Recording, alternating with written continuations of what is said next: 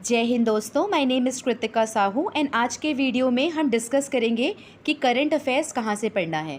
अब 2 दिन पहले मैंने पोस्ट डाला था, आपसे आपकी क्वेरीज़ पूछी थी। तो जितने भी कमेंट्स आए हैं वन बाय वन हम सारे क्वेश्चंस का आंसर देने का प्रयास करेंगे। So let's start the discussion. Before we move ahead मैं आपको डिस्क्लेमर देना चाहती हूँ कि ये जो भी मैं आपसे डिस्कस करने वाली हूँ ये मेरा खुद का पॉइंट ऑफ व्यू है, बेस्ड ऑन जो मुझे प्रीवियस ईयर जो मेरे गुरुजन थे उन लोगों ने जो मुझे सजेस्ट किया था इस एग्ज़ाम को लेकर। पहली बात वो है, और दूसरा जो मेरा एक्सपीरियंस रहा है and based on the material जो मैंने लास्ट टाइम रीड किया है। इसके अलावा भी अगर आपको कोई ऐसा यूट्यूब में सोर्स या फिर कोई ऐसा मेंटोर या फिर जो कोच है कोई मिलता है जो आपको इससे डिफरेंट तरीके से बता रहा है करंट अफेयर करने पे, और अगर आपको लगता है कि वो ज़्यादा इजी मेथड है तो please go ahead with it. ये मेरे पर्सनल पॉइंट ऑफ व्यू है। मुझे बहुत सारी लोगों का रिक्वेस्ट आया कि करंट अफेयर के ऊपर वीडियो बनाइए, इसलिए मैं ये बना रही हूँ। इसको फॉलो करना है, कितना फॉलो करना है, किस हद तक फॉलो करना है, ये आपकी पर्सनल डिस्क्रिप्शन रहेगी। सेकेंडली, ये वीडियो थोड़ा लंबा होने वाला है क्योंकि बहुत सारे एस्पेक्ट डिस्कस करने हैं। मुझे बहुत सारी क्वेरीज़ आई थी तो एक एक क्वेरी के आंसर भी देना है इसमें। तो मैं क्या करूँगी, डिस्क्रिप्शन बॉक्स में मैं आपको टाइमलाइन की इन्फॉर्मेशन भी दे दूँगी। अगर आपको कोई स्पेसिफिक क्वेश्चन के ऊपर आपको सिर्फ आंसर चाहिए होगा तो आप you can directly jump into the timeline of that from the video. तो अब देखिए क्वेश्चन जो आए हैं, सबसे पहले जो क्वेश्चन 1 है एंड 2 वो हम डिस्कस कर लेते हैं कि जो न्यू स्टूडेंट है 2023 के स्टूडेंट है या फिर जो वो बच्चे जो कि प्री कम मेंस कम इंटरव्यू की तैयारी करना चाहते हैं, तो आप लोगों से ये रिक्वेस्ट है कि आप लोगों को थोड़ा इंतज़ार करना पड़ेगा। प्री एक बार निकल जाने दीजिए 2022 वाले का, बिकॉज हमारे पास में बहुत सारे दिन है नहीं। तो आप अभी क्या करिए, अभी आप जो बेसिक बुक्स बोलते हैं ना पढ़ने के लिए, NCERT हो गई, स्पेक्ट्रम हो गया, इसके अलावा पॉलिटी की घटना चक्र, पॉलिटी का जो लक्ष्मीकांत है वो हो गया। इसके अलावा कोई भी एक न्यूज़पेपर उठा लीजिए, इंडियन एक्सप्रेस उठा लीजिए या फिर द हिंदू उठा लीजिए, उसकी एटलीस्ट आप रीडिंग करना चालू करिए। करंट अफेयर्स को लेके आपको फ़िलहाल घबराने की ज़रूरत नहीं है। ये हम एग्ज़ाम के बाद में आपको वीडियो के माध्यम से एक्सप्लेन कर देंगे कि आपको कैसे प्रिपरेशन स्टार्ट करनी है। उसके बाद में आते हैं वो स्टूडेंट्स जो 2021 का प्री देने वाले हैं। तो क्वेरी आई है कि वन स्पेसिफिक एक ऐसा कौन सा सोर्स है जो सारा करंट अफेयर हॉलिस्टिकली कवर करता है। इसी को दूसरे तरीके से पूछा गया है कि क्या घटना सार इनफ है, या फिर क्या दृष्टि की जो घटना चक्र की जो दृष्टि आती है जो बुक, क्या वो सारे करंट अफेयर को हॉलिस्टिकली कवर कर देगी। इसके अलावा अगर वीडियो वॉचिंग करनी है तो कितने घंटे की वीडियो वॉचिंग करनी है, इंग्लिश मीडियम वालों के लिए स्पेसिफिक क्या करना है। तो ये सारे प्रश्न का जवाब हम देने का प्रयास करते हैं। तो देखिए, सबसे पहले तो मैं क्वेश्चन नंबर 5 का आंसर दूंगी कि जो book UPSC specific related current affairs cover करती है, एग्जाम्पल के तौर पे विजन हो गया, इनसाइट्स IAS हो गया, IAS बाबा हो गया, ये आपके UPPCS के लिए कितनी हेल्पफुल होगी। तो देखिए, ये जो मैगज़ीन्स होती है ना UPSC को लेकर, इसकी अगर आप कंटेंट देखेंगे तो इतना कुछ होता है उसमें कवर करने के लिए जो कि UPSC के पॉइंट ऑफ व्यू से लिखा जाता है। तो मैं ऐसा तो नहीं बोलूँगी कि वो यूज़फुल नहीं है, बट क्या वो सब कुछ कवर करता है कि अगर आपने विजन पढ़ लिया तो क्या आप PCS के जो करंट अफेयर्स की बुक आती है घटना चक्र वाली, क्या आप उसको स्किप कर सकते हैं? अगेन मेरा पॉइंट ऑफ व्यू है, आप ऐसा नहीं कर सकते। विजन अगर आपने पढ़ी है तो उसका जो आपका नॉलेज बेस है वो आपको ज़रूर काम आएगा, बट सिर्फ विजन पढ़ के UPPCS क्लियर हो सकता है? मेरे हिसाब से नहीं।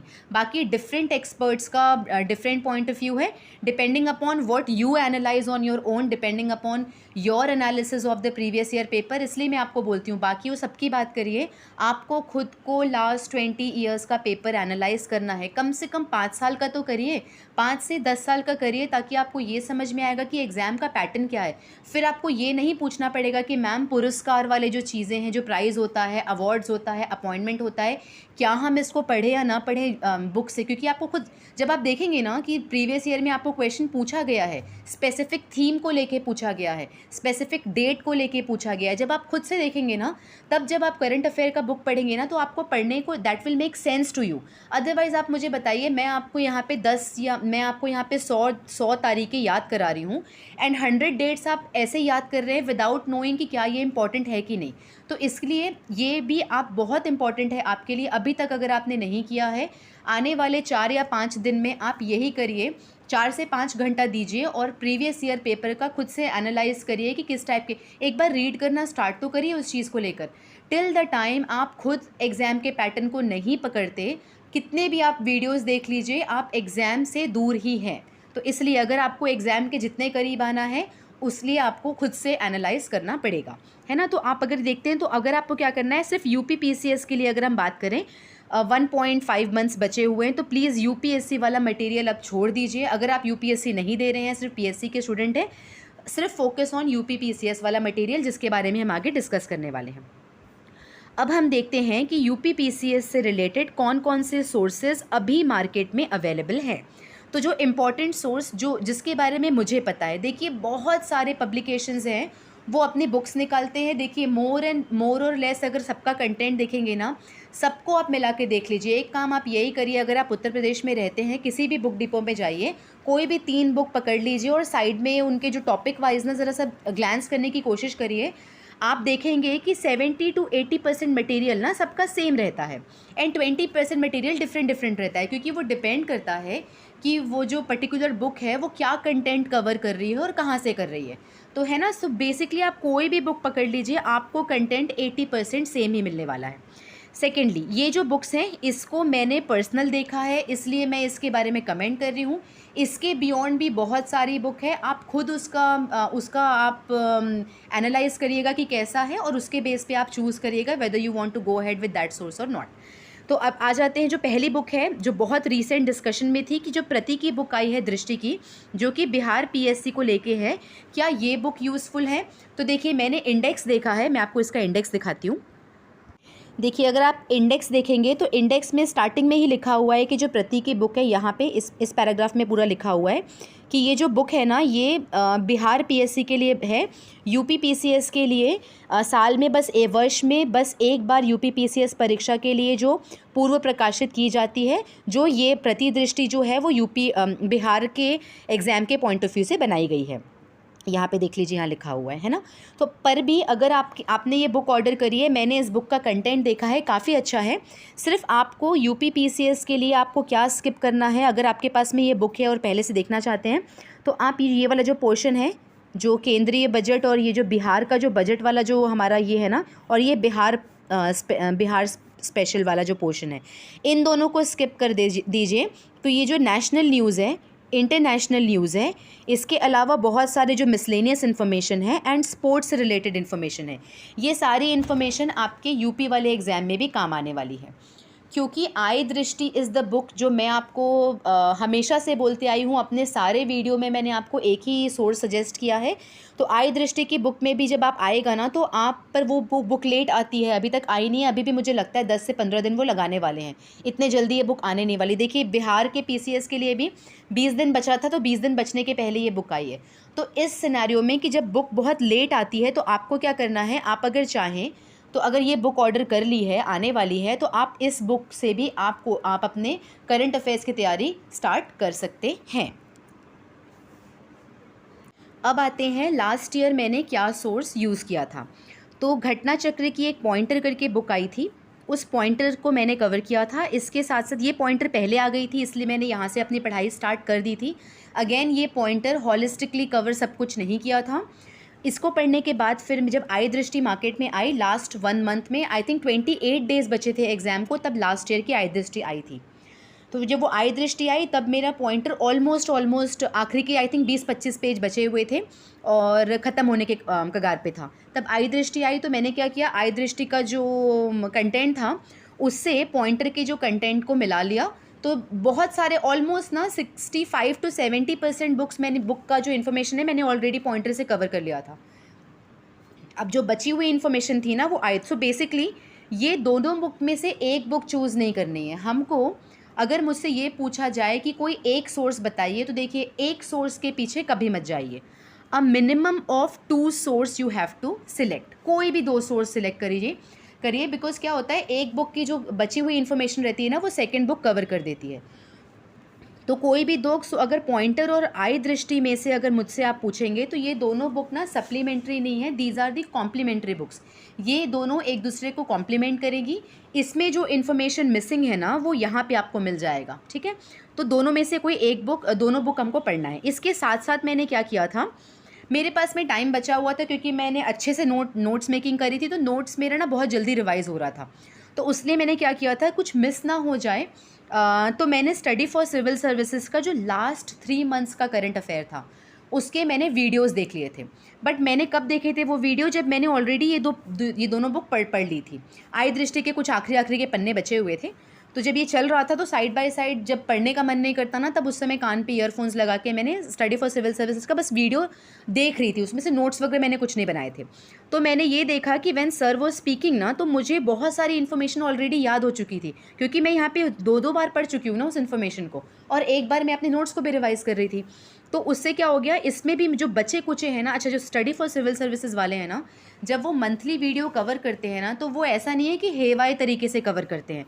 They will start their video कि वो सबसे पहले उस मंथ की सारी अपॉइंटमेंट को कवर कर लेते हैं, फिर उस मंथ के सारे इंटरनेशनल न्यूज़ को कवर करते हैं, फिर उस मंथ के सारे नेशनल न्यूज़ को कवर करते हैं। तो जो भी आपके नोट्स होंगे उसको अपने हाथ में रखिए वाइल वॉचिंग द वीडियो।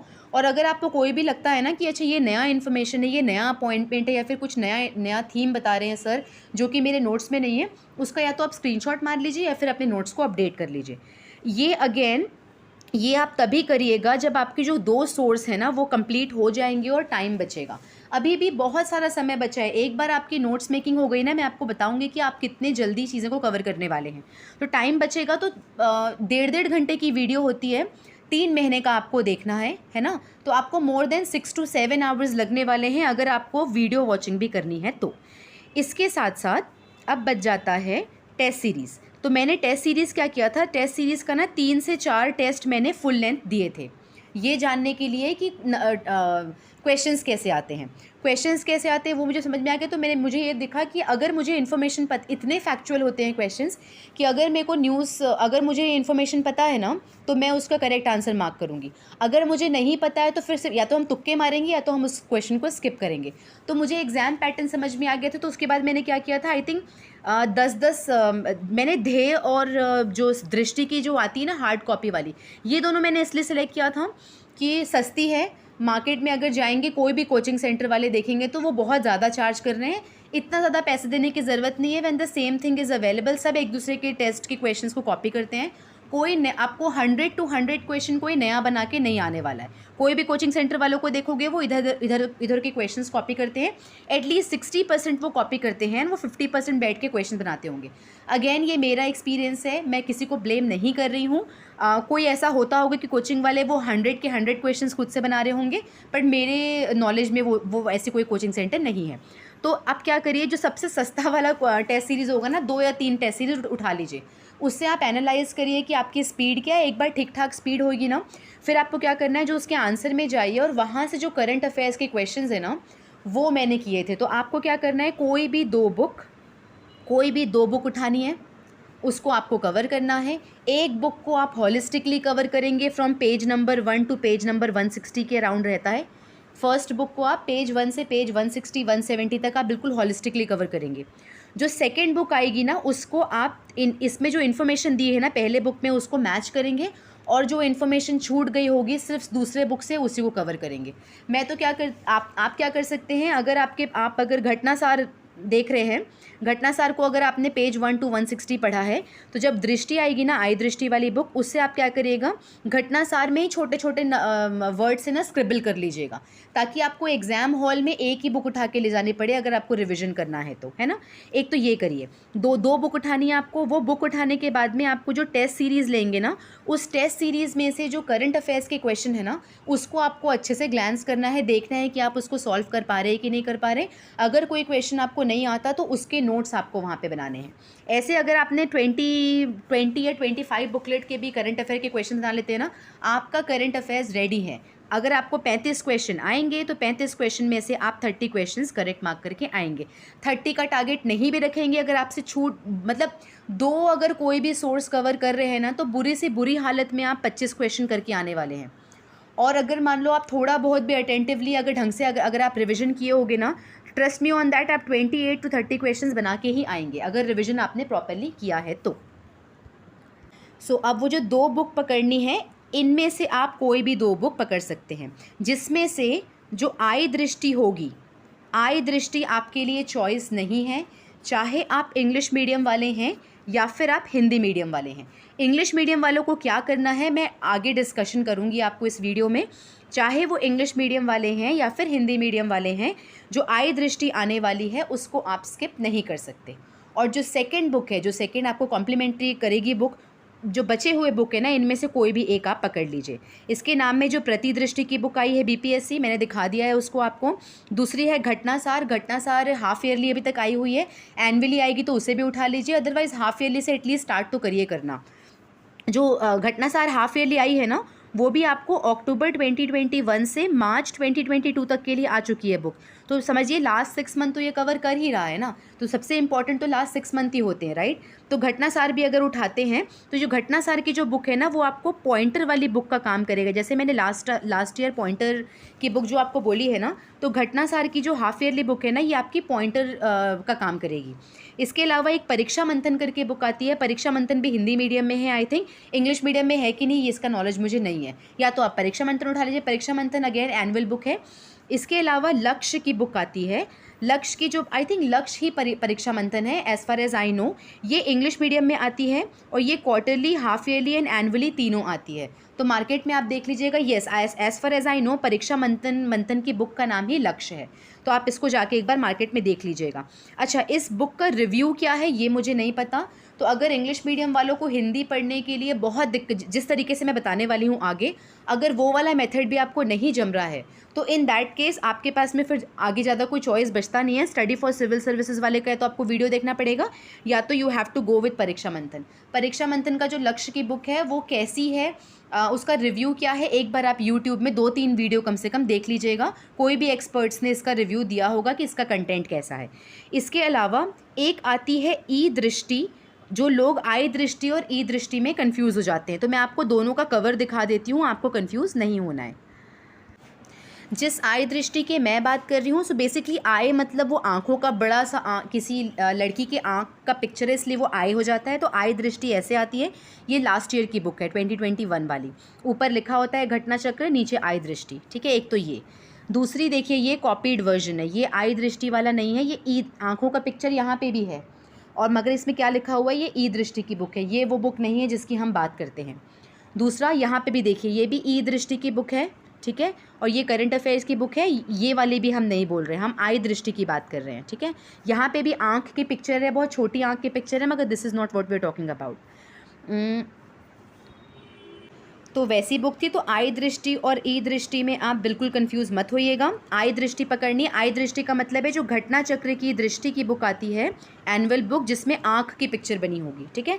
उसके बाद में स्टडी फॉर सिविल सर्विसेज वाले का जो मंथली वीडियो अगर देखना है, तो देखिए एक सवाल और है कि कितने मंथ का करंट अफेयर ज़रूरी होता है। तो उसका अगर मैं आंसर दूँ तो जनरली जो सबसे मैक्सिमम क्वेश्चंस लास्ट ईयर देखने को मिले हैं वो लास्ट 6 मंथ के थे, ठीक है। तो लास्ट 6 मंथ, अगर लास्ट 8 मंथ्स की बात करें तो 8 मंथ्स में आपका 80 to 85% आपके जो करंट अफेयर से रिलेटेड क्वेश्चन आते हैं ना, वो लास्ट 8 मंथ्स में कवर हो जाते हैं। जो बचे कुछ 15 से 20% क्वेश्चन आते हैं ना, वो 1 साल के होते हैं। 12 महीने से ज़्यादा, 1 साल से ज़्यादा करंट अफेयर पढ़ने की कोई आवश्यकता नहीं है। अगर एक भी क्वेश्चन आता है इसके बियॉन्ड, तो वो सबसे मिस होगा, या तो वो मिस होगा या तो किसी की करंट नॉलेज बेस में वो कोई तुक्का लगा लिया होगा। सारे क्वेश्चन के पीछे नहीं भागना है। अगेन अगर हमारे को 35 क्वेश्चंस आ रहे हैं करंट अफेयर से, तो हम safely we will target 28 questions, आराम से हो जाता है। अगर 2 बुक हम पकड़ते हैं, उसकी हम 3 बार रिविजन करते हैं, इसके साथ साथ अगर हम टेस्ट सीरीज़ वाले क्वेश्चंस देखते हैं, तो हमारा 28 क्वेश्चन होगा ही होगा। इसकी तो देखिए मैं गारंटी नहीं लेती, बट हम आप बिल्कुल पास में होंगे। हो सकता है कि वहाँ जाके सिली मिस्टेक हो जाए, बट वो जो क्वेश्चंस होंगे ना, वो नोन टॉपिक में से होंगे, इसकी गारंटी मैं आपको देती हूँ। एटलीस्ट आपको एग्जाम हॉल में पता होगा कि यार ये मैंने पढ़ा है, पक्का जो सोर्स मैंने रेफ़र किया ये क्वेश्चन वहीं से आया है, ये आपको गारंटी वहाँ पर जाके मिल जाएगी। तो अगेन अगर सोर्स की बात करें, एक बार फिर से बता देती हूँ, 2 सोर्स पकड़ना है बुक में से। उन 2 सोर्स में से आय दृष्टि पहली बुक है और जो दूसरी बुक है, इनमें से आप कोई भी एक बुक पकड़ लीजिए। अगर मुझसे पूछेंगे मैं क्या करने वाली हूँ, तो मैं आय दृष्टि और साथ साथ में मैं घटनासार करने वाली हूँ। मैंने घटनासार ऑर्डर किया है और क्योंकि वो अक्टूबर से लेके मार्च तक का जो रीसेंट है ना, वहाँ उस तक का है, इसलिए मैं घटनासार कवर करने वाली हूँ। इसके साथ साथ प्रतिदृष्टि जो है ना बुक, उसका मुझे PDF मिल चुका है। तो जब मैं घटनासार कवर कर लूँगी और आय दृष्टि अगर नहीं आएगी ना, तो प्रतिदृष्टि से एक दिन पकड़ के मैं बस ये देख लूँगी कि अगर कोई इन्फॉर्मेशन मेरे से मिसिंग हुआ है इसमें तो नहीं। तो मेरे लिए घटनासार एंड आय Drishti are the 2 sources which I am gonna follow personally. तो पहला 2 क्वेश्चन का आंसर हो गया 1 सोर्स होलिस्टिक कवरेज। 1 सोर्स हम नहीं बोलेंगे, हम 2 सोर्स होलिस्टिक कवरेज बोलेंगे। इसके साथ साथ हमारा टेस्ट सीरीज़ के जो क्वेश्चंस होंगे वो, ठीक है। घटनासार इनफ होता है क्या? नहीं। इसके साथ साथ हमको आय दृष्टि भी चाहिए। क्या आय दृष्टि इनफ होती है? नहीं, हमको घटनासार भी चाहिए। ये वाले क्वेश्चन का मैंने आंसर दे दिया है। टॉपिक्स क्या कवर करने हैं, कौन से इंपॉर्टेंट टॉपिक्स हैं, इसके बारे में हम लास्ट में डिस्कस करेंगे। अगर हम वीडियो वॉचिंग करें, अगर हमारे पास में टाइम बच जाता है वीडियो वॉचिंग करने का, तो कितने मंथ्स का करें? 3 से 4 महीने का, मैक्सिमम मिनिमम 3 मंथ्स का कर लीजिए। बहुत मतलब काम आएगा आपको। कोई भी चीज़ अगर आप कॉम्प्लीमेंट कर रहे हैं ना, तो वो आपको काम आएगी, ऐसा नहीं होगा कि टाइम वेस्ट होने वाला है, ठीक है। तो अगर सच में करना चाहते हैं तो 3 से 4 महीने का आप सेफली इसको कर सकते हैं। रिवीजन स्ट्रैटेजी क्या होगी हम आगे डिस्कस करते हैं। और पॉइंटर और आय दृष्टि कॉस्ट बेनिफिट दोनों सप्लीमेंट्री नहीं है, ये कॉम्प्लीमेंट्री टू ईच अदर है ना। तो पॉइंटर की जगह, क्योंकि पॉइंटर की बुक आई नहीं है, इसलिए इसकी जगह पे मैं नाम लिख देती हूँ घटनासार। तो घटनासार स्टार्ट कर दीजिए क्योंकि वो मार्केट में आ चुकी है। जैसी आय दृष्टि आएगी तो वी विल शिफ्ट टू आय दृष्टि।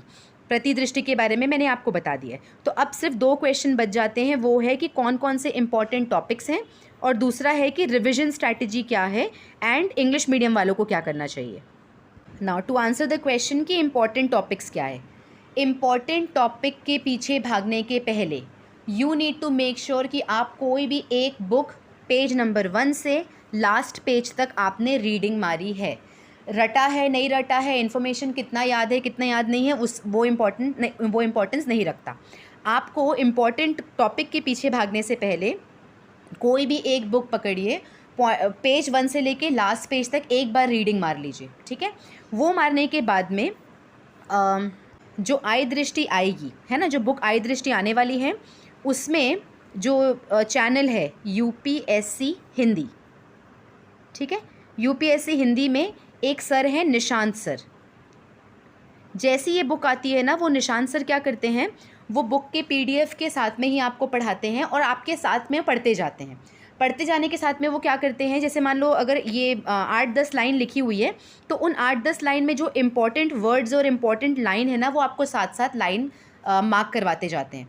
तो आई थिंक वो एक दिन में ना 2 या 3 घंटे की ही क्लास ले पाते हैं, बिकॉज हर इंसान की एक कैपेसिटी होती है। तो मैं क्या करती थी लास्ट ईयर, जैसे निशांत सर की क्लास ख़त्म होती थी ना, तो वो ऐसे भी इंपॉर्टेंट टॉपिक को वो लाइन खिंचवा देते थे। आय दृष्टि की बात कर रही हूँ मैं। उसके बाद में जैसे निशांत सर की क्लास ख़त्म हुई, तो उसको आप फिर से जो लाइन उन्होंने करवाया है उसको then and there it's the same day आप रिवाइज़ कर लीजिए। सेकेंडली मैं क्या करती थी, मैं तो नोट्स बनाने वाले में से एक हूँ, तो मैं तो तुरंत साइड में निशांत सर की जब लाइव क्लास देखती थी, तो मैं साथ में मैं नोट्स बनाती जाती थी अपना। सेकेंड आप क्या कर सकते हैं, मैं UPSC हिंदी के अलावा और 2-3 चैनल हैं जिसके लिंक मैं डिस्क्रिप्शन बॉक्स में डालती हूँ। अगेन ये हिंदी मीडियम स्पेसिफिक है, इंग्लिश में हालांकि ये लोग क्या करते हैं, जो भी डिफ़िकल्ट वर्ड्स होता है ना, उसको आपको इंग्लिश में लिख देते हैं वहाँ पे। बट जनरली हिंदी मीडियम वाले स्टूडेंट्स होते हैं, तो ये जो 2-3 चैनल है, इन लोगों ने ना जैसे IAS PCS फैक्ट्री करके एक चैनल है, बहुत अच्छे सर हैं, उन्होंने भी लास्ट 1 ईयर का करंट अफेयर्स, अपने इंपॉर्टेंट करंट अफेयर्स है ना, वो अपने चैनल में अपने चैनल में कवर किया हुआ है। उनके वीडियोस देख लीजिए, 2-3 बहुत अच्छे सर हैं। एक सर हैं जो आपको शॉर्टकट्स भी बताते हैं कि मगअप कैसे करना है ना। तो आप क्या कर लीजिए, पहले देखो बुक आप स्किप नहीं कर सकते, वीडियो आपके लिए सिर्फ कॉम्प्लीमेंट का काम करेगा, आप पढ़ना स्किप नहीं कर सकते हैं। कोई भी एक बुक पढ़िए, 3 से 4 से 5 दिन लगा के एक बुक कवर करिए। उसके बाद में आप डिस्क्रिप्शन बॉक्स में जाइए और एक एक करके चैनल देख लीजिए। हो सकता है किसी को कोई सर ज़्यादा बेटर लगे, हो सकता है मेरे को निशान सर पढ़ाते हैं तो मुझे समझ में आता है, आपको समझ में ना आए। इन दैट केस उनको कॉम्प्लीमेंट करने के लिए मैं 2-3 चैनल के लिंक और नीचे बता देती हूँ। दीज पीपल आर एक्सपर्ट्स, इनके बहुत सारे फॉलोवर्स हैं, तो अगर कोई किसी चैनल को बहुत ज़्यादा फॉलोवर्स है तो वो कुछ ना कुछ तो अच्छा काम कर रहे होंगे, है ना। तो उनके लिंक में डाल देती हूँ। तो जो इम्पॉर्टेंट कौन से टॉपिक है ना, वो ज़्यादा एक्सपर्ट हैं as compare to me, because मुझे अभी तक ना इतनी एक्सपर्टीज़ आई नहीं है कि ये टॉपिक को देख के मैं आपको बता दूँ कि ओके लास्ट ईयर इससे क्वेश्चन आया था तो आप इसी को पढ़िए, बाकी आप स्किप कर दीजिए, है ना। तो I am not the right person, but मैं आपको सोर्सेज बता देती हूँ जहाँ से मैं अपने इंपॉर्टेंट टॉपिक को पकड़ती हूँ। इंपॉर्टेंट टॉपिक के पीछे तभी भागिए जब आपने अपनी फ़र्स्ट रीडिंग कर ली होगी, मैं टाइम एंड अगेन बोल रही हूँ। अदरवाइज़ ये पूरा जो प्लान है ना, ये सक्सेस नहीं होगा। अगर आपको ये प्लान सक्सेसफुली फॉलो करना है तो उसके लिए आपको ये करना पड़ेगा। अब आते हैं इंग्लिश मीडियम वाले कैसे करें। इसके साथ साथ में इंग्लिश मीडियम वाले कैसे करें और रिवीजन स्ट्रैटेजी कैसी होनी चाहिए, ये दोनों का आंसर साथ में दूंगी। और मैं आपको अब जो बताने वाली हूँ वो ये है कि जब मैं करंट अफेयर्स पढ़ती हूँ तो मैं कैसे पढ़ती हूँ। तो होपफुली इंग्लिश मीडियम वालों के लिए ज़्यादा हेल्पफुल होगा, बिकॉज मैं इंग्लिश मीडियम वाली हूँ। तो मैं एग्जैक्टली क्या करती हूँ, मैं कोई भी इंग्लिश वाला सोर्स नहीं पकड़ती, मैं जो हिंदी मीडियम वाले बच्चे जो पढ़ाई कर रहे हैं ना उसी बुक को पकड़ती हूँ। उसको मैं किस तरीके से कवर करती हूँ ये मैं अब आपसे डिस्कस करने वाली हूँ। अब देखते हैं पढ़ना कैसे है और करंट अफेयर्स कैसे कवर करना है। सोर्स है हमारा जो प्रतीकी आई दृष्टि आई है कल, जो बिहार पीएससी के लिए है, वहाँ से हम कवर कर रहे हैं। तो जो पहला पेज है वहाँ पे क्या बोला, जो पहले न्यूज़ है वो बोला है कि जो आंध्र प्रदेश है उसमें 13 न्यू डिस्ट्रिक्ट को ऐड किया गया है। अब 13 से बढ़कर 26 हो गया, तो ज़्यादा याद करने की ज़रूरत नहीं है। 13 × 2 यहीं पे कर लीजिए तो 26 हो जाएगा, तो यहाँ पे आपको स्ट्राइक हो जाएगा। अब क्या होता है, ये 13 जिला है, हो सकता है इसके नाम आपको पूछ ले और हो सकता है नहीं भी पूछे। तो आपको क्या करना है, अगर आपको जब भी ऐसा कोई इन्फॉर्मेशन आता है करंट अफेयर का जो आपके करंट अफेयर सेक्शन में अगर दिया हुआ है आई दृष्टि वाली बुक में, दैट इज़ कहीं ना कहीं तो वो इम्पोर्टेंस रखता होगा। तो हम क्या करेंगे, जब बहुत सारी इन्फॉर्मेशन होती है ना रटने के लिए, तो मैं क्या करती हूँ, वहीं के वहीं जो भी इन्फॉर्मेशन मुझे रटना है उसी इन्फॉर्मेशन को देख के कुछ ट्रिक बनाने की कोशिश करती हूँ। क्योंकि जो हमारा जो प्री का गेम है ना, सबको लगता है कि बहुत सारी चीज़ें मगअप करनी है, तो मगअप करने वाला गेम नहीं है आपका। ये जो प्री का जो एग्ज़ाम होता है ना, ये है आपको आइडेंटिफिकेशन का गेम है। जब आपने इस एग्ज़ाम को इस पॉइंट ऑफ व्यू से लेंगे ना, तो आपके लिए चीज़ें बहुत ईजी हो जाएगी। व्हेन आई से मगअप का गेम नहीं है, आइडेंटिफिकेशन का गेम है, इसका मतलब ये है कि आपको प्रश्न दे दिया जाता है और उत्तर जो रहते हैं ना उसके 4 ऑप्शन होते हैं और 4 में से करेक्ट आपके सामने है। तो आपको मेमोरी से छाट के नहीं निकालना है कि इसका आंसर क्या है, जो कि हमको मेंस में करना होता है। क्योंकि मेंस में हम जो भी लिखेंगे हमारे मेमोरी में क्या स्टोर्ड है उसके बेस पे लिखेंगे। प्री में तो हमारा आंसर हमारे आंखों के सामने है ना। तो हम क्या करते हैं, तो हमें ना बस इन चारों में से, इस क्वेश्चन से रिलेटेड इन चारों में से कौन सा ऑप्शन है ये आइडेंटिफाई करना आना चाहिए, है ना। तो अब मैं आपको बताती हूँ, ये देखिए, ये अगेन ये मेरी ट्रिक है। हो सकता है आपको काम ना आए, नहीं आया होगा तो कोई बात नहीं, बिल्कुल इग्नोर करिए। जिस तरीके से आप पढ़ रहे हैं, जैसा कंफर्टेबल है वैसा करिए। मगर इस चीज़ों से किसी 1 या 2 स्टूडेंट को भी फ़ायदा हो जाता है ना, तो मेरे लिए सक्सेस हो जाएगा, क्योंकि मुझे पर्सनली इससे बहुत फ़ायदा हुआ। तो देखिए, जब भी मैं कोई भी इन्फॉर्मेशन, सिर्फ मैं करंट अफेयर्स का नहीं बोल रही हूँ, मैं कोई भी ज्योग्राफी पकड़ लीजिए या फिर मुझे आर्टिकल्स याद करने हैं, है ना। तो जो भी चीज़ें मगअप करने वाली होती है, अ क्वेश्चन या अ टॉपिक जहाँ पे मुझे 10 से 15 इन्फॉर्मेशन रटने वाली होगी, तो मैं क्या करती हूँ, 10 से 15 इन्फॉर्मेशन में से ना कम से कम 5 से 8 इन्फॉर्मेशन का कोई ट्रिक निकालना चाहती हूँ, ताकि वहीं के वहीं देख के मुझे ऑप्शन समझ में आ जाए। तो जहाँ मुझे 15 इन्फॉर्मेशन रटनी थी, 8 तो मैं आइडेंटिफाई करके निकाल लूँगी। अब मेरे को सिर्फ 5 से 7 इन्फॉर्मेशन याद करनी है। अब मैं आपको बताती हूँ कैसे करने वाली हूँ। अगर मुझे बोला जाए कि ये 13 डिस्ट्रिक्ट के नाम को मैं याद रखूँ, तो मैं क्या करूँगी, देखिए, पहले तो नाम पढ़ूंगी। नाम क्या लिखा हुआ है, पार्वतीपुरम मान्यम, है ना। तो पार्वतीपुरम मान्यम, तो मैं इसमें से ना पार्वती का पर्वत याद करूंगी, ठीक है। सेकंड क्वेश्चन में क्या, सेकंड डिस्ट्रिक्ट क्या है, सेकंड है Alluri Sitaram Raju is the next name of the district. फिर क्या है, नेक्स्ट वाला क्या है, अन्नकपल्ली, है ना। दूसरा है फिर काकीनाड, उसके बाद में है कोनासीमा एंड एलुरू। तो मैं क्या करूँगी, पहले मैंने इनको देख लिया, पहले 2 नाम को कैसे याद रखूँगी। सीताराम, है ना, सीता जी और राम जी वनवास में गए थे, बहुत सारे पहाड़ चढ़े होंगे, तो पार्वती या पर्वत और सीताराम। तो मुझे इतना पता है कि आंध्रा में ऐसे दो वो डिस्ट्रिक्ट है जहाँ पे पार्वती का नाम आया है या पर्वत का नाम आया है और सीताराम का नाम आया है। पूरा आपको एलोरू, सीताराम, राजू याद करने की ज़रूरत नहीं है। जहाँ भी मैं वहाँ पे 4 ऑप्शन दिखेंगे ना, सीताराम दिखा ना मुझे, मैं वो ऑप्शन को टिक करके आ जाऊँगी। बहुत ज़्यादा क्लोज ऑप्शन नहीं बनाता है UPPCS। आपको एकदम ऐसा ऑप्शन देगा कि अगर आप आइडेंटिफाई कर पाए ना तो आप करेक्ट आंसर तक पहुँच जाते हैं। तो ये दोनों नाम अब मुझे याद करने की ज़रूरत नहीं है। मैं वहाँ पे जहाँ भी पर्वत मुझे दिखा, पर्वत या पर्वती, और दूसरा सीताराम दिखा, मैं वहाँ पे आइडेंटिफाई कर लूँगी। अब ये तीनों नाम को तो मैंने क्या किया, एक अन्ना है, अन्ना की वाइफ है जो हमारी काकी लगी। अन्ना हमारे चाचा है, उनकी वाइफ है काकी, ठीक है। उन काकी का नाम क्या है, सीमा। अन्ना की वाइफ काकी का नाम क्या है, सीमा। और एलुरू को मैं जो ईलू होता है ना, आई लव यू वाला, वो तो हमारे जो काका जी हैं, वो हमारी काकी को बहुत लव करते हैं, है ना। तो यहाँ से ईलू हो गया, ईलू से मुझे याद आ जाएगा एलुरू। तो ये 4 नाम अब आपको याद हो गए, है ना। अन्ना हमारे चाचा, उनकी वाइफ काकी, फिर आ गए सीमा, फिर आ गया एलुरू, ILU, है ना। तो आप कितने, देखिए 13 नाम याद करने थे। 13 नाम में से कितने, 1 2 3 4 5 6 7 नाम तो हमको ऐसे याद हो गए, 6 नाम हमको ऐसे याद हो गए, ठीक है। अब एक और स्टोरी है NTR करके। देखिए NTR को कोई ट्रिक नहीं है, तो ये 7वें नाम को हम रट लेंगे। NTR 3-4 बार बोलिए, याद हो जाएगा। उसके बाद में आते हैं बाकी का। अब बाकी में जो अगर नाम देखेंगे ना, अब जो 5 नाम है उसमें से बालाजी है। बालाजी तो हमको पता है, श्री बालाजी कृष्ण भगवान के जो हैं। बालाजी कहाँ पे, आंध्रा में है, ये तो पता है हमको। तो बालाजी जो है ना, जो कृष्ण भगवान है, कृष्ण भगवान, और ऐसा बोला जाता है कि जो कृष्ण है ना, कृष्ण की ही एनर्जी का नाम है माया। बोलते हैं ना, माया चढ़ गई, माया हो गया, ये वो माया के पीछे क्यों भागते हो, मोह माया है। वो वाली जो माया है ना, वो कृष्ण की एनर्जी है। और जहाँ भी कृष्ण होंगे ना, वहाँ माया है, ठीक है। तो कृष्ण और माया जो है वो क्या है, वो साथिया है ना। कृष्ण और माया, यहाँ पे सत्य साई है। सत्य साई को जो, अगर मैंने इसको इंग्लिश में देखा तो साथिया टाइप लग रहा है ना ये। तो माया एंड जो बालाजी है, बालाजी विच इज़ कृष्ण, ये दोनों साथ साथ हैं, हमेशा साथिया वाले साथ में, ठीक है। यहाँ से ये दोनों याद आ गया। इसके बाद में जो कृष्ण भगवान के जो पिताजी का नाम क्या था, नंद बाबा। तो नंद यहाँ पे आ गए। नंद जो है वो कौन है, कृष्ण के यहाँ पे आपको बाप लिखा है ना, देखिए यहाँ पे बाप। तो आई नो बहुत ऑड सा वर्ड है, बट देखिए ट्रिक में जाएंगे तो आपको यहाँ पे सेंस नहीं बनना चाहिए, आपको बस ट्रिक याद होना चाहिए। तो नंद बाबा कौन है, who is Nand. Nand is nobody but बाप हैं, किसके बाप हैं, बालाजी के बाप हैं। और Nand Baba was very friendly to Krishna, ये हम सब जानते हैं। तो ये जो पल को हम इंग्लिश में कैसे पढ़ते हैं, बोलते हैं ना पाल, हमारे पाल का मतलब क्या होता है, फ्रेंड। तो नंद जो है वो बाप है किसके, कृष्णा के। कृष्णा कौन है, कृष्ण और माया साथ रहते हैं, और पाल। तो देखिए ऐसी कोई भी स्टोरी अगर आप बनाते हैं, अब ये स्टोरी को एक बार सुन लीजिए, उसके बाद आप एक बार फिर से नाम को पढ़ेगा। उसके बाद अगर आंख बंद करके अगर आपको बोला जाएगा ना, तो आपको इनमें से, इस 13 में से कम 10 नाम आप रिकॉल कर लेंगे।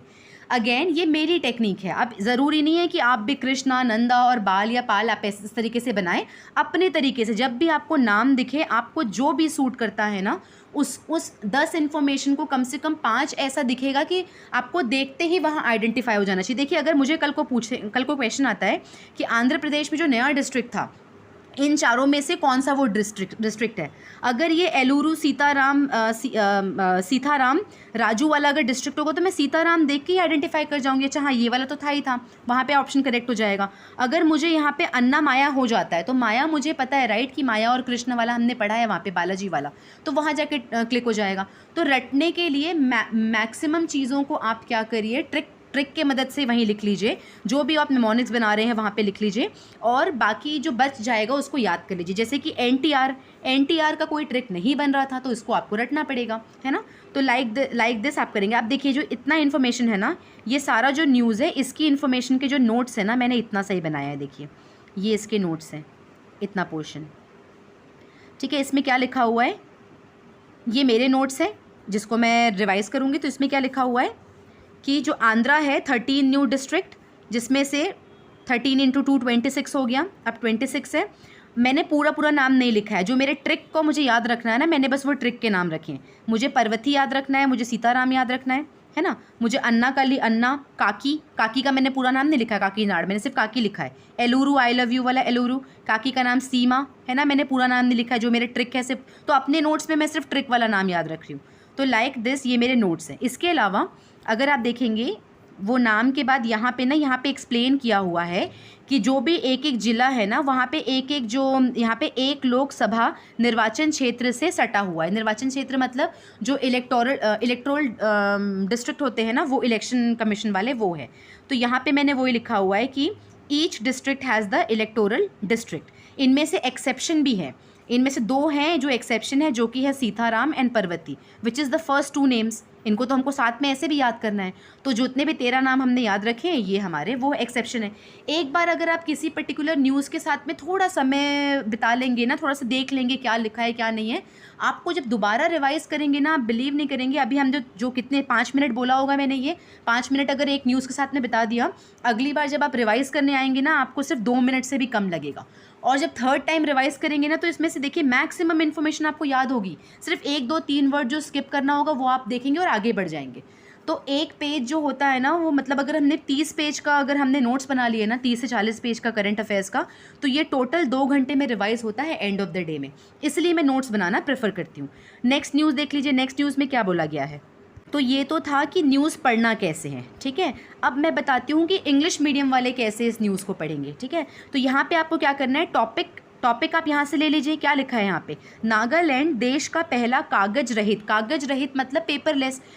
कुछ करने की ज़रूरत नहीं है। देखिए यहाँ पे जो टफ वर्ड्स है ना, उन लोग यहाँ पे इंग्लिश में लिखते हैं।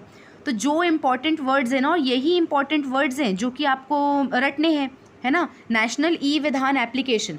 तो आप क्या करिए, यहाँ से वर्ड उठाइए और इसको आप गूगल में डालिए, और गूगल में डाल के आप वहाँ पे सिर्फ उसके आगे यूपीएससी ऐड कर दीजिएगा। तो आपको यूपी स्पेसिफिक जो आपको पीएससी स्पेसिफिक जो भी न्यूज़ आपको कवर करनी होगी ना, वो मिल जाएगी। मैं आपको आगे चल के दिखाती हूँ कैसे करना है। जैसे कि हम इसका देखते हैं। अगर हमने यहाँ ये न्यूज़ किससे, इंटेंसिफाइड मिशन इंद्रधनुष का न्यूज़ है। तो इसे हम सर्च कैसे करेंगे, ये स्पेसिफिकली इंग्लिश मीडियम वालों के लिए मैं बता रही हूँ। टॉपिक हमने देख लिया हिंदी वाली बुक से, ठीक है। अब इसको कवर यहाँ से नहीं करना है, हमको कवर कैसे करना है, टॉपिक बस देख लिया, उसके बाद में लिख लीजिए इंटेंसिफाइड मिशन इंद्रधनुष 4.0, और इस टॉपिक लिखने के आखिरी में ना बस यूपीएससी यहाँ पे ऐड कर लीजिए। यूपीएससी ऐड करने से क्या होता है कि जो हमारे यूपीएससी वाले जो कोचिंग होते हैं ना, वो क्या कवर किए, जो इंपॉर्टेंट देखिए, ध्येय वाले ने क्या कवर किया है या फिर दृष्टि वाले ने। मैं जनरली दृष्टि वाला पढ़ती हूँ बिकॉज इन्फॉर्मेशन मुझे समझ में आती है। तो ये मैंने देख लिया। अब यहाँ से न्यूज़ कवर करिए। तो टॉपिक आपने वो हिंदी वाली बुक से उठा लिया, और उसके बाद में इस इंग्लिश में आके आप कवर कर लीजिए। इसमें से जो भी आपको, इसमें भी ना जो बोल्ड लिखा है ना, प्री में उतना ही आने वाला है। पर भी अगर आपको फट से न्यूज़ पढ़ना है तो आप इसको पढ़ लीजिए। ये यूनिवर्सल इम्यूनाइजेशन बेसिक प्रोग्राम है। इसके अलावा जो 4.0 है, ये जो 4.0 है ये वाला, ये किससे रिलेटेड है, इसका जो मेन फोकस है वो क्या है, रूटीन इम्यूनाइजेशन पे फोकस है इसका। कहाँ किस को कवर कर रहा है, ये अनवैक्सीनेटेड या फिर जो पार्शियल वैक्सीनेटेड है। Why they are saying partial vaccination, because Covid के चलते ना ये जो इंद्रधनुष वाला मिशन है ना, ये इसका टारगेट हम कंप्लीट नहीं कर पाए थे। तो ऐसा हो सकता है कि स्टार्टिंग में किसी लोगों ने 4 वैक्सीन लगानी है, 4 का 2 वैक्सीन ही लगा पाए हैं और बाकी 2 बच गया है। तो जो लोग वैक्सीनेशन नहीं लगाए हैं और जो पार्शियली वैक्सीनेटेड लोग हैं, कौन कौन, चिल्ड्रन एंड प्रेग्नेंट वुमेन, ठीक है। और इसमें भी चिल्ड्रन मतलब कब तक के हैं, ये 2 साल के बच्चों तक का ही कवर है। इसके अलावा इसका फोकस क्या है, to pace up the routine immunisation, जो कि स्लो डाउन फेस किया था कोविड के चलते। तो ये इसका मेन ऑब्जेक्टिव है। अब इसमें जो मेन चीज़ें आपको यहाँ पे पढ़नी है, यहाँ पे लिखा हुआ है कि 3 राउंड में होगा ये, ठीक है। तो 3 राउंड में होगा। अब यहाँ पे देखिए 416 डिस्ट्रिक्ट में होगा, जिसमें से 75 वो डिस्ट्रिक्ट हैं जो कि आज़ादी का अमृत महोत्सव का जो डिस्ट्रिक्ट है वो। तो क्या IMI वाला जो 4.0 निकला है, क्या ये पैन इंडिया स्कीम है? तो ये पैन इंडिया स्कीम नहीं है। तो ये आपका पार्ट होना चाहिए। आपको कभी भी नंबर ऑफ डिस्ट्रिक्ट नहीं पूछेगा, बट ऐसे स्टेटमेंट के रूप में आ जाएगा कि जो इंटेंसिफाइड इंद्रधनुष 4.0 प्रोग्राम है is a pan India scheme, है ना। तो ये पैन इंडिया नहीं है, ये आपको पता होना चाहिए। अब इसके बाद में तो आप क्या करिए, जो इंग्लिश मीडियम वाले हैं यहाँ से कवर कर लीजिए। एक बार आपने यहाँ से कवर कर लिया, अब मैं आपको दिखाती हूँ मैंने नोट्स क्या बनाए हैं। पहले यहाँ देखते हैं कि प्रति में क्या लिखा हुआ है। पहले तो यहाँ पे लिखा है कि मिशन इंद्रधनुष है, इंटेंसिफाइड है। ये यहाँ पे बाकी का इन्फॉर्मेशन दिया हुआ है। 2017 में स्टार्ट हुआ, ये आप नोट्स का पार्ट बना लीजिए। जो 0.2 था, 2.0 था, वो 2019 में था। जो 3.0 था, ये 2021 में निकाला गया था। अभी जो मेन इंपॉर्टेंट है वो यहाँ से स्टार्ट होगा, ठीक है, कि 7 फरवरी में हम यहाँ पे निकाला गया है।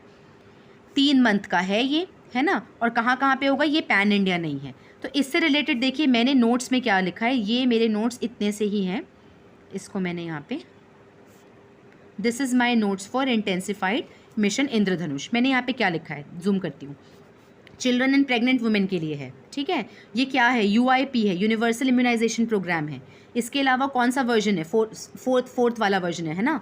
स्टार्ट कब से हुआ है, जो फर्स्ट वाला वर्जन कब था, 2017 में। अब वाला कब से स्टार्ट हुआ है, उसका डेट मैंने डाल दिया। देखिए डेट सिर्फ आप लोग के लिए डाली हूँ, ट्रस्ट मी मैं किसी का भी डेट याद नहीं रखती, क्योंकि मुझे अपनी पर्सनल कैपेसिटी पता है, मैं डेट याद नहीं रख सकती हूँ। तो इतना इन्फॉर्मेशन ही मैं क्यों डालूँ कि क्योंकि मैंने इसके पहले भी एक्सपीरियंस किया है, मुझसे डेट याद नहीं होते। मैं I rather skip that question जहाँ पे डेट पूछा हुआ है, ठीक है। अब यहाँ पे देखिए, यहाँ पे लिखा हुआ है ना कितने डिस्ट्रिक्ट है, 33 डिस्ट्रिक्ट है। तो यहीं पर आप साइड में लिख लीजिएगा कि नॉट पैन इंडिया। मैंने नहीं लिखा है, मैं समझ जाऊँगी इसलिए मैंने नहीं लिखा है यहाँ पे।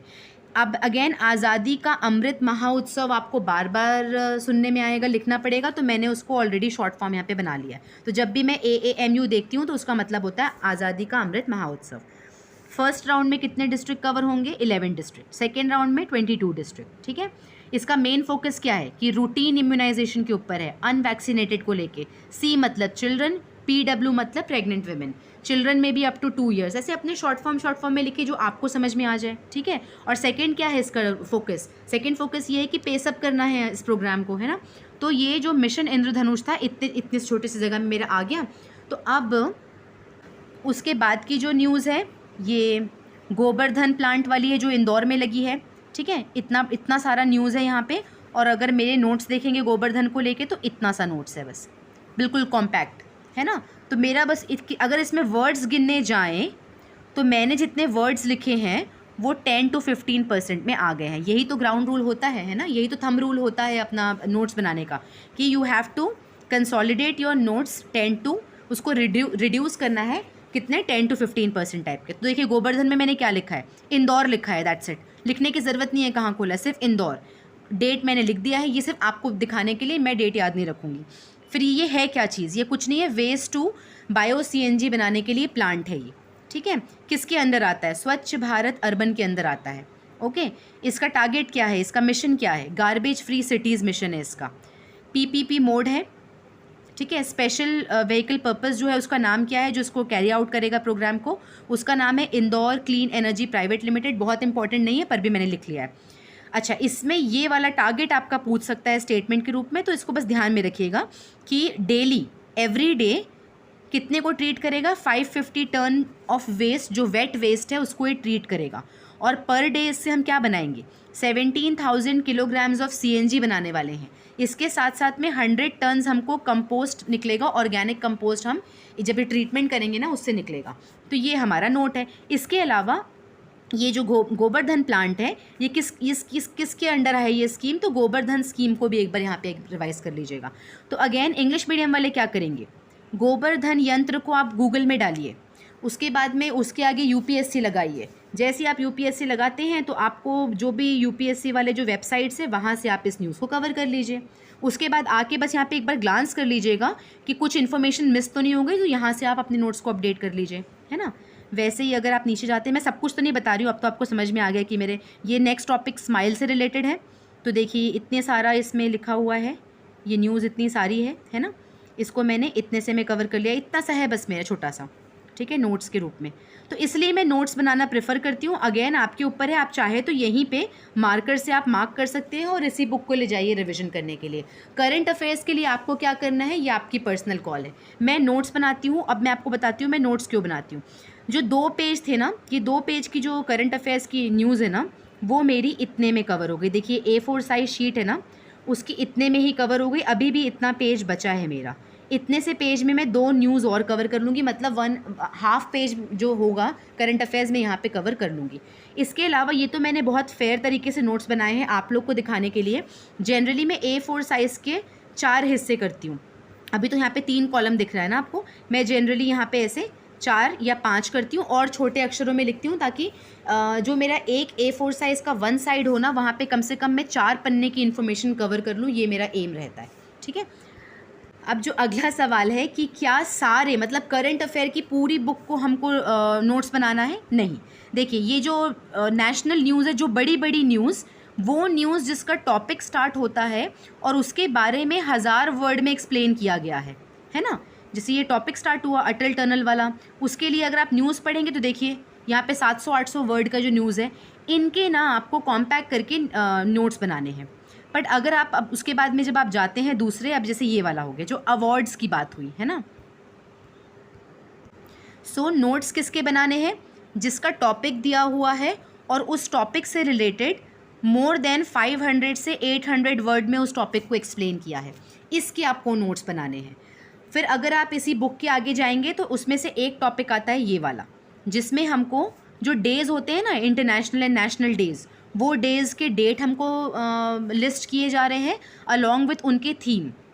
आपको पता होगा थीम कितनी इंपॉर्टेंट है। 2020 में कम से कम 2 से 3 क्वेश्चन आए थे, 2021 में भी 2 से 3 क्वेश्चन आए थे, तो थीम तो आपको पढ़ना है ना। बट अगर आप देखिए यहाँ पे ऑलरेडी इतने कम शब्दों में अगर जब नोट्स है ना हमारे पास में, तो इसका मैं क्या करती हूँ, इसके मैं नोट्स नहीं बनाती, इसके मैं पिक्चर खींच के अपने टेलीग्राम में जो ग्रुप मैंने आपको दिखाया है, इसके पहले टेलीग्राम में मैं कैसे ग्रुप बनाती हूँ उस पर कर लेती हूँ। अब मैं आपको ये बताना चाहती हूँ कि जो थीम वाले हैं ना, इस वाले इन्फॉर्मेशन को मगअप कैसे करें, है ना, मगअप या फिर आइडेंटिफाई कैसे करें। अगेन मगअप नहीं करना है, आइडेंटिफाई करना है। तो जो पहला है, क्या है पहला, वर्ल्ड विश्व जल दिवस, मतलब वर्ल्ड वाटर डे। डेट मैं याद नहीं रखूँगी, डेट इंपॉर्टेंट होता है, कम से कम 2 क्वेश्चन आते हैं डेट के लिए, मैं सेफली छोड़ के आने वाली हूँ, मैं डेट याद नहीं रख सकती हूँ। तो अभी क्या है, मगर मैं थीम याद रख सकती हूँ, तो जो मैं याद रख सकती हूँ मेरी कैपेसिटी में, मैं वो करने वाली हूँ। तो वर्ल्ड वाटर डे जो है, वर्ल्ड वाटर डे का थीम क्या है, देखिए, ground water making invisible visible. Water कैसा होता है, वाटर ओपेक होता है ना, तो कुछ कुछ चीज़ें उसमें दिखती है, कुछ कुछ चीज़ें नहीं दिखती, तो something is visible, something is invisible. किसके बारे में बात कर रहे हैं, what is visible invisible, water is visible invisible. तो आपको ये पूरा ना एक एक वर्ड याद नहीं रखना है। जब आपको वहाँ पे एग्जाम में ऑप्शन आएगा ना, तो जहाँ पे भी आपको विजिबल इनविजिबल दिख गया ना, तो आपको याद आ जाएगा विजिबल इनविजिबल, अरे हमने तो वाटर के लिए बोला था। 2-3 बार आप यहीं बोल लीजिए, फिर रिवाइज कर लीजिए ना, आपको रटने की ज़रूरत नहीं पड़ेगी। एक तो ये ट्रिक हो गया। सेकेंड वाला ट्रिक देखते हैं, नेक्स्ट क्या है, इंटरनेशनल फॉरेस्ट डे, अंतर्राष्ट्रीय वन दिवस। तो इंटरनेशनल फॉरेस्ट डे का जो थीम क्या बोल रहा है, फॉरेस्ट का नाम आ गया, जैसे कि वो जल डे में वाटर था, वैसे ही फॉरेस्ट डे में फॉरेस्ट है, तो इसको याद करने की ज़रूरत नहीं है, इसको हम स्किप कर देते हैं। नेक्स्ट क्या है, सस्टेनेबल। सस्टेनेबल को तो हमने इतने बार बोल चुका है, हर जगह अगर आप एनवायरनमेंट की बात करें तो सस्टेनेबल की बात कर रहे हैं हम। तो फॉरेस्ट सस्टेनेबल, फॉरेस्ट सस्टेनेबल। अच्छा, कोई भी चीज़ सस्टेनेबल कैसे होता है, सस्टेनेबल जब हम जो पूरा प्रोसेस होता है ना किसी भी चीज़ का, वो पूरा प्रोसेस अगर हम सस्टेनेबल करते हैं ना, तो पूरे प्रोसेस को जब हम सस्टेनेबल बनाएंगे तो ही हम मिशन तक पहुंच पाएंगे। तो what do we want in sustainable? We want sustainable production and we want sustainable consumption.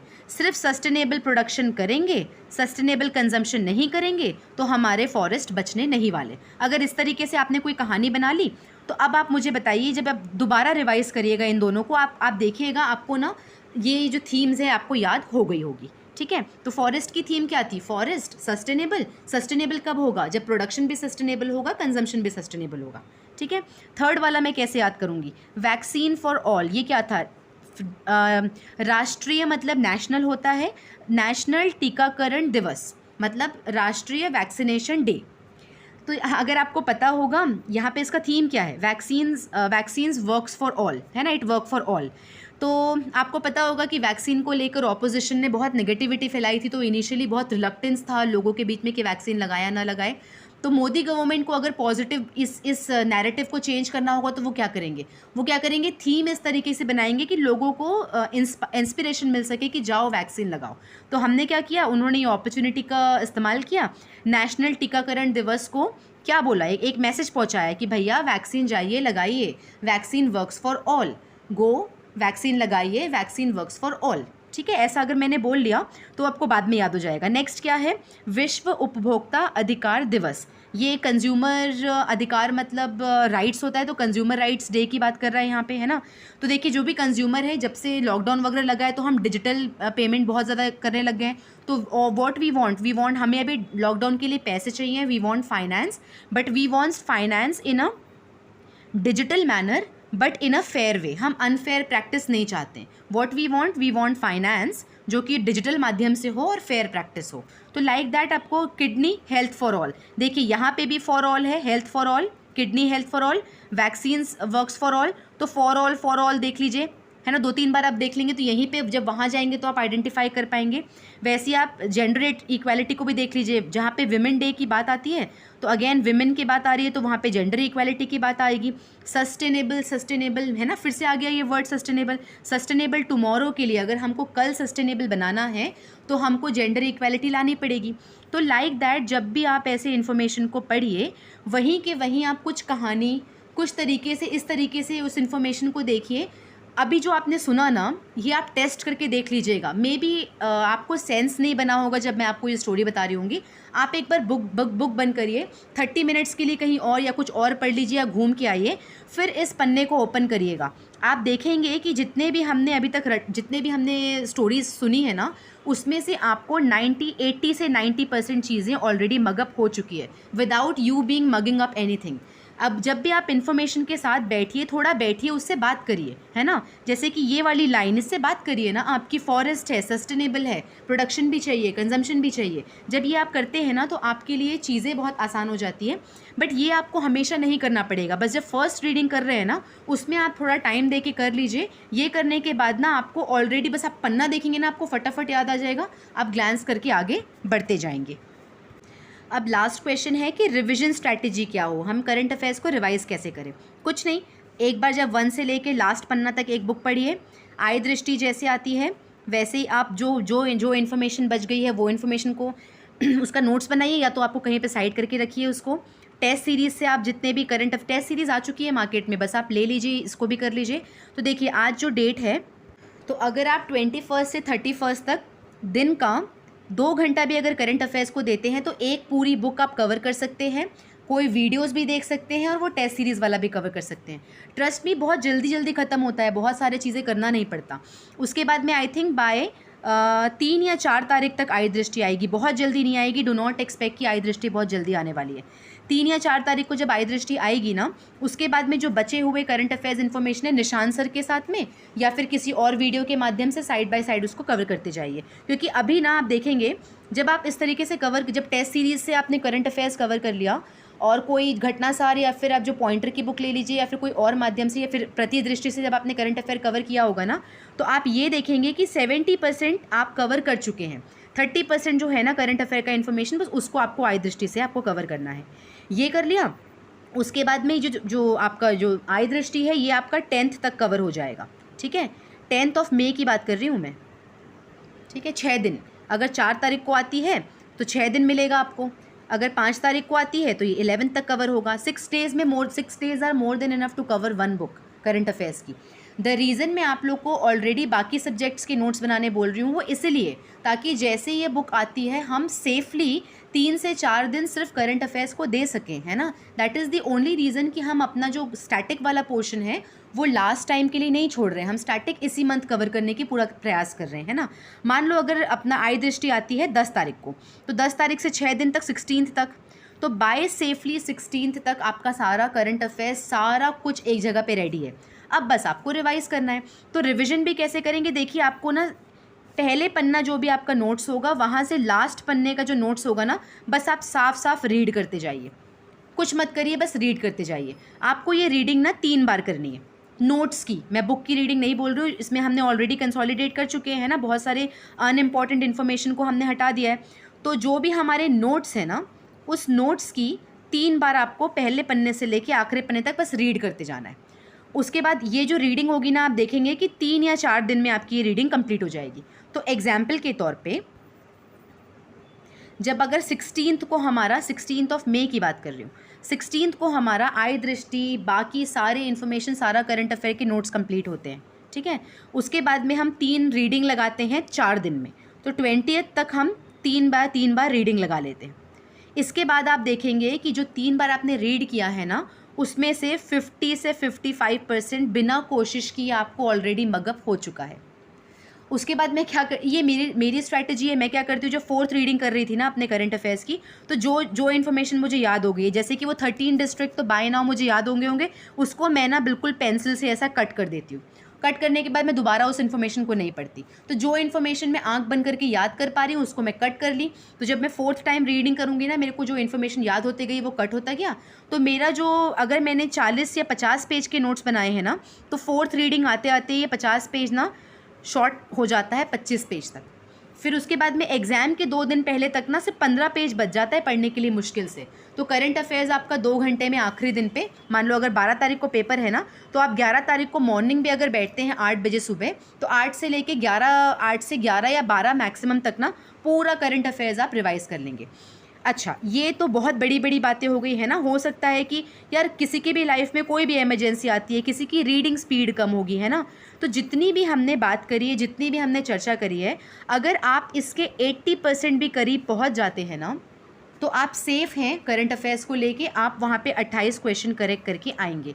नहीं भी 28 कर पाए तो मिनिमम 25 क्वेश्चन आप करेक्ट करके आएंगे, इसकी मैं आपको गारंटी देती हूँ।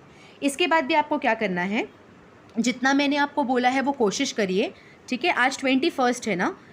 जो भी स्टूडेंट्स जो बहुत ज़्यादा डिफ़िकल्टी फेस कर रहा है, तो आप मुझे 2nd या 3rd तक या कमेंट करके आप मुझे बताइए। ये इस वाले वीडियो में कमेंट कर लीजिए, या फिर जो मैंने आपको या इसी वाले वीडियो में आप कमेंट कर लीजिए। मैं कमेंट पढ़ते ही आपको स्पेसिफिकली जहाँ भी आप स्टक होंगे ना, वहाँ पे आपको हेल्प करने का कोशिश करूँगी।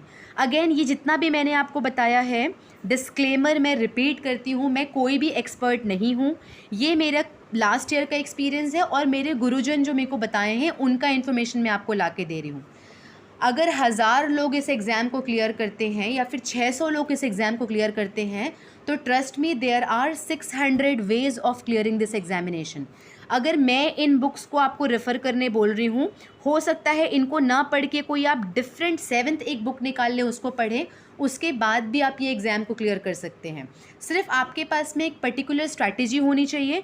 कोई भी आप बुक पकड़िए, ट्रस्ट मी। मतलब ये ना मेरा एक स्टूडेंट है जो मेरे टेलीग्राम से जुड़ी हुई हैं, उनसे पूछेगा, उनके अगर मैं आपको उनसे मैं परमिशन लेके उनका जो चैट है, उनका नाम हाइड करके वो जो मेरे को बोली है ना, उनको मैं आपको स्क्रीनशॉट मार के दिखाऊंगी। 10 दिन पहले ये बहुत ज़्यादा कंफ्यूज थी कि ज्योग्राफी में क्या किया जाए। ये इतनी कंफ्यूज थी कि मैं करंट अफेयर्स समझ में नहीं आ रहा है मैम, क्या करूँ। शी वॉज लाइक, वो काफ़ी ज़्यादा कंफ्यूज थी इस मामले को, दोनों मामले को लेकर। तो मैंने धीरे धीरे करके जो भी गाइडेंस दिया, इन्होंने ना ये चीज़ों को फॉलो किया है। और अभी आफ्टर 10 डेज़ उनका ज्योग्राफी ऑलमोस्ट कवर हो चुका है। करंट अफेयर की जो घटनासार है ना, उन्होंने ऑलरेडी रिवाइज़ कर चुका है। घटनासार रिवाइज़ करने के बाद में she her self gave me the feedback कि मैम मैंने क्या किया, मैंने घटनासार को ना बिना सोचे समझे पेज नंबर 1 से पेज 160 तक बस एक बार रीडिंग कर ली। रीडिंग करने के बाद जो मुझे इंपॉर्टेंट लगा मैंने उसको मार्कर से मार्क कर लिया। उसके बाद में मैंने 2nd टाइम रीड भी कर ली। ये करने के बाद में जब कल परसों के दिन 3 दिन पहले आई ना प्रतिदृष्टि की जब बुक आई, तो मैंने उनको बोला कि आप एक काम करिए, दोनों बुक को कंपेयर करिए। तो जब इन्होंने कंपेयर किया ना, तो she was able to find कि मैम बहुत सारे इन्फॉर्मेशन रिपीटेड है। तो देखिए, न्यू इन्फॉर्मेशन कहाँ से लाएंगे। एक बुक आपकी 6 महीने की इन्फॉर्मेशन कवर कर रही है और एक बुक आपकी साल भर की इन्फॉर्मेशन कवर कर रही है। तो इन्फॉर्मेशन तो आपको ऑलमोस्ट और लगभग सेम ही होने वाला है ना। तो इसलिए बिल्कुल आप कोई भी 2 बुक पकड़िए, एक बुक से कवर नहीं मत करिए। कोई भी आपको 2 बुक पकड़नी है। इसके साथ साथ कम से कम 20 टेस्ट सीरीज़ आपको देना नहीं है बैठ के टेस्ट एनवायरनमेंट में। 3-4 टेस्ट दे के आपको समझ में आ गया ना where you fall, where you stand.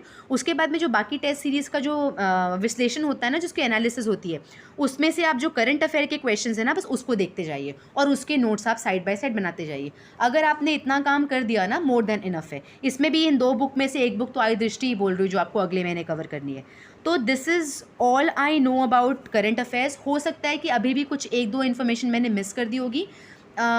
इस पूरे वीडियो का जो टाइमलाइन है उसको मैं आपको डिस्क्रिप्शन बॉक्स में डाल दूँगी। कौन कौन से ऑल्टरनेट चैनल्स हैं जो आप करंट अफेयर्स के लिए देख सकते हैं, उसके लिंक भी आपको डिस्क्रिप्शन बॉक्स में डाल दूँगी। मेरे जो PDF है ना, वो PDF मैं टेलीग्राम चैनल पे डाल दूँगी और टेलीग्राम चैनल का भी लिंक मैं डिस्क्रिप्शन बॉक्स में डाल दूँगी। सो आई गेस मैंने हॉलिस्टिकली कवर करने का प्रयास किया है। आई एम नॉट श्योर कि ये video end of the day कैसा दिखने वाला है ना। तो मैं भी इसको देखती हूँ, कुछ चीज़ें अगर मैंने मिस करी होंगी तो मैं आपको टेलीग्राम में वॉइस नोट के माध्यम से आपका डाउट क्लियर करने का प्रयास करूँगी।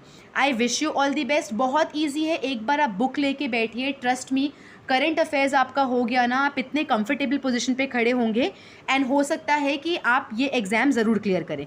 इसके अलावा अब मैं आपको बस 5 मिनट और लूँगी आपका, जहाँ पे मैं आपको करंट अफेयर से रिलेटेड नहीं है, एक चीज़ें मैं आपको दिखाना चाहती हूँ।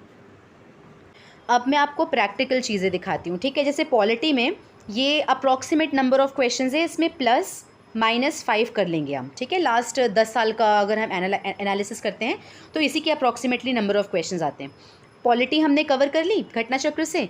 अगर हम 20 क्वेश्चन आते हैं, 20 क्वेश्चन आएंगे तो हम 20 में से वील टारगेट 15 to 17, ठीक है। मैं 17 लेके चल रही हूँ, अगर 15 भी आएंगे तो हम बाद में देखते हैं क्या करेंगे, ठीक है।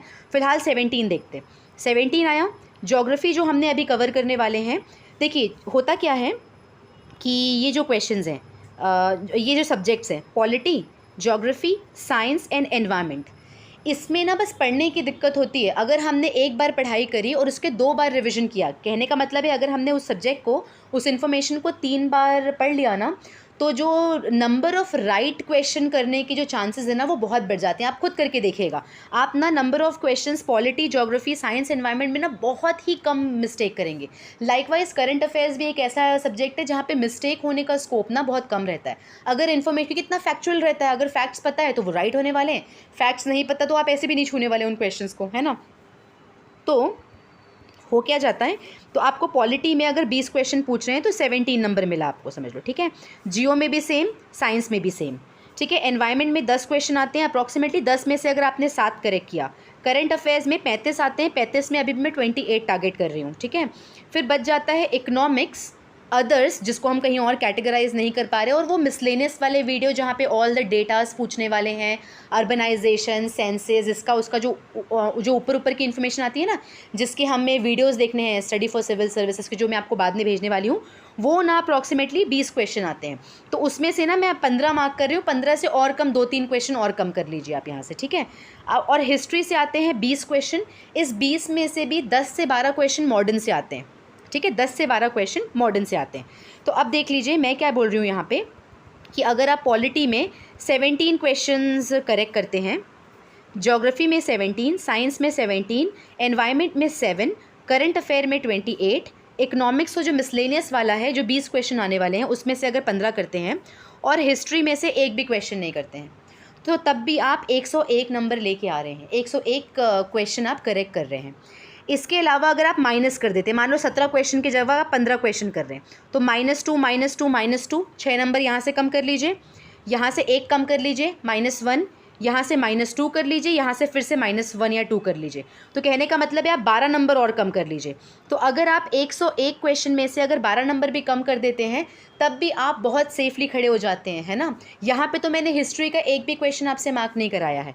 नाउ हाइपोथेटिकली समझते हैं कि अगर 20 क्वेश्चन में से, जिसमें से 12 क्वेश्चन आते हैं मॉडर्न इंडिया के, आते ही हैं 12 क्वेश्चन, 12 में से अगर आपने 10 और करेक्ट कर लिया ना, तो आपका स्कोर 111 हो जाता है।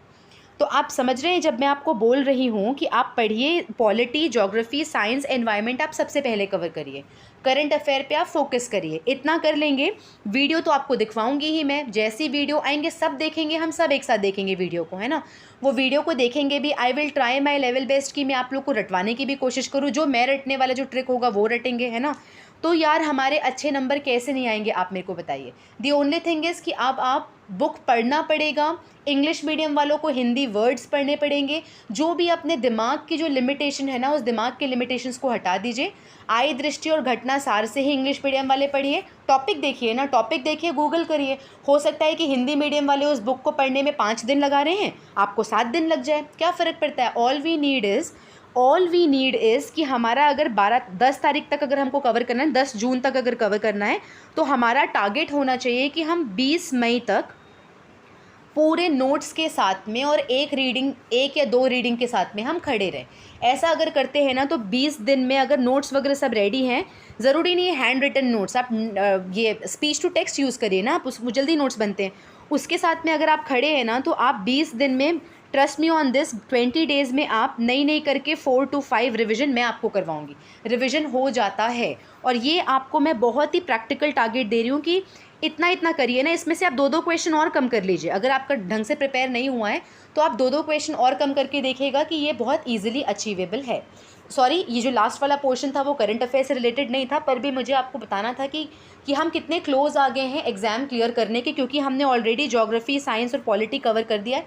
नहीं भी किया होगा तो आने वाले 1 हफ्ते में जो बचा कुचा है वो हम कवर कर लेंगे, एंड साइड बाय साइड हमारा करंट अफेयर्स चलता रहेगा। 3 दिन में हमारा एनवायरनमेंट क्लियर हो जाएगा। फिर बचा ही क्या है, हिस्ट्री में एक हमारे स्टूडेंट ने लिखा था कि ऐसे कैसे हो सकता है, आप हिस्ट्री को इम्पोर्टेंस क्यों नहीं दे रहे हैं। मैंने कभी आपको नहीं कहा है कि हिस्ट्री नहीं पढ़ना है। मैंने आपको क्या कहा है कि हिस्ट्री की घटना चक्र नहीं पढ़नी है। घटना चक्र देखा है ना आपने हिस्ट्री का, इतना मोटा वाला, आपको घटना चक्र नहीं पढ़नी है। मगर आपको मैंने स्पेक्ट्रम है ना, जो स्पेक्ट्रम की बुक है, आपको स्पेक्ट्रम पढ़ने बोला है। स्पेक्ट्रम के साथ साथ मैंने NCERT बोली है, तो इससे तो अपन हिस्ट्री कवर कर रहे हैं। साइड बाय साइड जब मैं आपको 15 ईयर का पेपर एनालाइज करने बोल रही हूँ, तो जब आप एनालिसिस करेंगे तो आप उसमें हिस्ट्री के क्वेश्चन को थोड़ी ना स्किप करेंगे कि मैम ने हिस्ट्री को इंपॉर्टेंस नहीं दिया है तो मैं हिस्ट्री वाले क्वेश्चन को पढ़ूंगा ही नहीं। तो आपका ना हिस्ट्री तैयार हो रहा है। दी ओनली थिंग इज़ कि बाकी सब्जेक्ट में आउट ऑफ 20 मार्क्स, बाकी जो सब्जेक्ट्स है जिसको मैंने आपको फोकस करने बोला है, वहाँ पे आउट ऑफ 20 मार्क्स हम टारगेट कर रहे हैं 15 मार्क्स, और हिस्ट्री में हम आउट ऑफ 20 मार्क्स हम टारगेट कर रहे हैं 8 to 10 मार्क्स। सिर्फ इतना डिफरेंस है। किसी भी सब्जेक्ट को मैं इंपॉर्टेंस कम नहीं दे रही हूँ। मैंने हमेशा बोला है कि हिस्ट्री की घटना चक्र नहीं पढ़नी है। स्पेक्ट्रम पढ़ने मैंने आपको कब मना किया है? मैंने तो हमेशा बोला है स्पेक्ट्रम पढ़िए।